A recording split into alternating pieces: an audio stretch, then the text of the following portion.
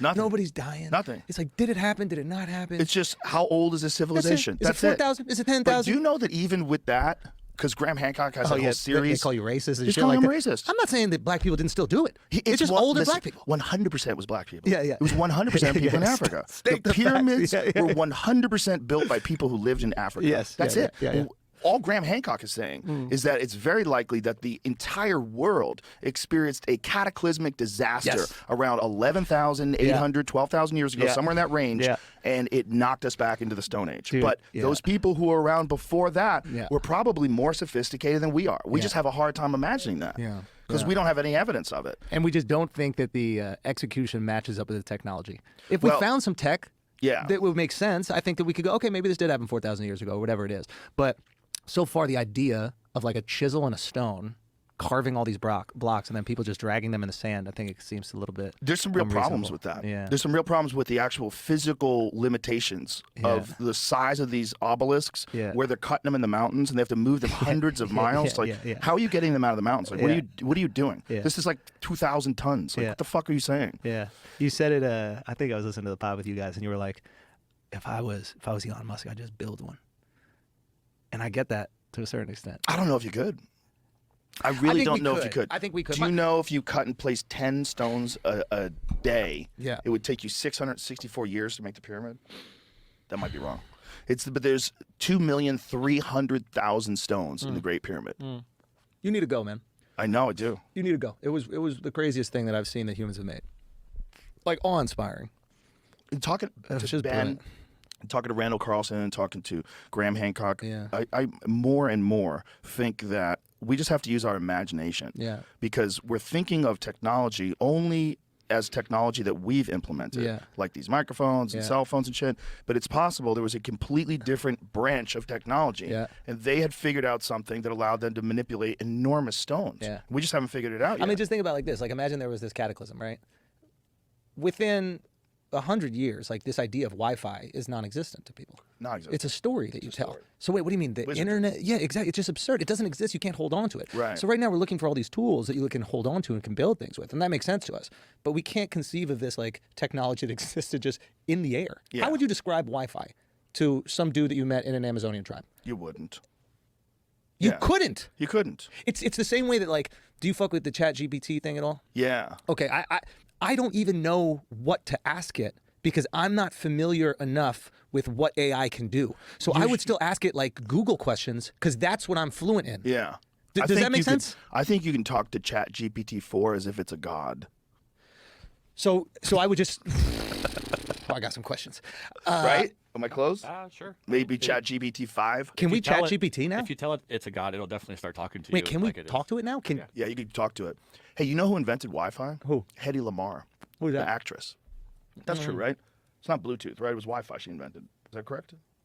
Hedy Lamarr, who was this gorgeous actress, was a brilliant woman who had quite a few inventions. Technically both. Yeah. Stunning. Although she died in 2000, Lamarr was inducted into the National Inventors Hall of Fame for the development of her frequency hopping technology in 2014. She did it way before 2014, though. Such achievement has led Lamarr to be dubbed the mother of Wi-Fi and other wireless communications like GPS and Bluetooth. Wait, and why did she invent this? For playback or something like that? No, I think she was a scientist before she was an actress. She was just hot, and no one gave a fuck. I mean, she is She was stunning. so hot, yeah. She was so hot. Is that a function of our Do you know Leah Lamarr, the stand-up? Yeah. That's her relative? Relative, yes. Wow. Because I had this bit about Hedy Lamarr in my act. And Leah had to talk to you about And Leah came up to me and she goes, I think That's it's her, my grandma. I think it's either a grandmother or her great aunt or something like that. It's one of those. But yeah, that's why. You know, and Leah's beautiful too. It's like, but Hedy Lamarr was a smoke show. Yeah. Back when, they were dragging women around by their hair back then. Like Really? Dark ages. Yeah, that's like slapping women in the movies was standard. Yeah, there was early Bond films Oh, God. were wild, man. You ever see Steve McQueen smack the shit out of, who was it? Who was the woman he did that movie with? Ali Sheedy? Is that who it was? I forget who it was, the actress. But And just there's in a a scene scene where he he's slaps her around. beating her fucking ass. It's horrible. Yeah. Because he's actually hitting her. And Yeah. you could tell, like, she probably didn't know it was coming, and she's Yeah. got to be in the moment. Yeah. Ali McGraw. Ali Ali McGraw. McGraw. Yeah. It's horrible to watch, dude. But this was like how men behaved. Oh, Like, this is the woman. This is the actress. Did you watch the what is that show about the making of The Godfather? No, I didn't see that. What was I know the what name? you're talking about, but I didn't. It was brilliant. Okay, yeah. Why is the perspective all fucked I'm up? not sure. The perspective, everyone's all narrow. Everyone has narrow heads and shit. It's too bad. She was a beautiful woman. Give me some volume. Oh, you don't have headphones on. Oh, okay. It's okay. You don't have to give me. It's actually playing Smack My Bitch Up. This is horrible, man. Like, he's actually hitting her. Watch this. He's actually hitting her. And he's threatening to punch her in the face. Yeah. And she starts crying. And he hits her again.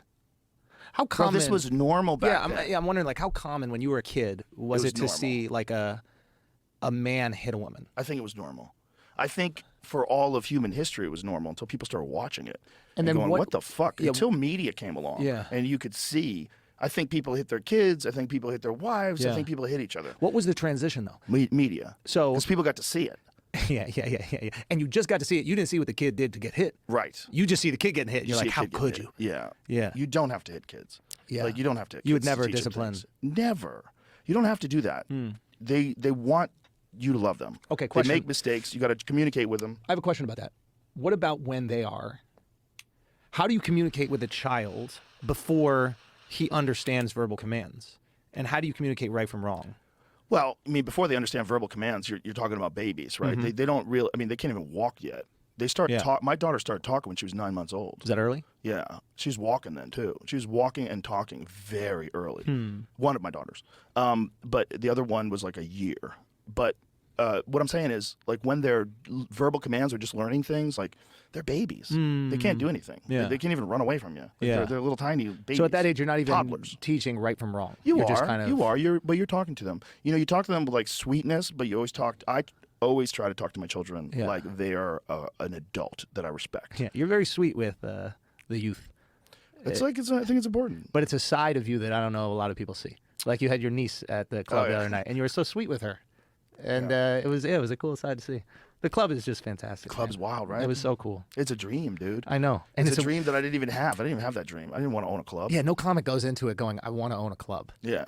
And then you do it. But it was interesting thing. Like, I had this weird sensation. I said yesterday, but I was just like, I'm like proud of you, but I don't mean that in like a, I don't know, patronizing way. Like, I'm genuinely proud of you. But there's a specific thing, and I was thinking about this last night when I went back about the club.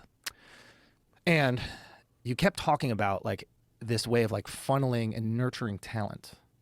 You're like, yeah, these are the comics that are going to come up, and we're going to invest in these like local Texas comics, and then they're going to go do these shows around the world.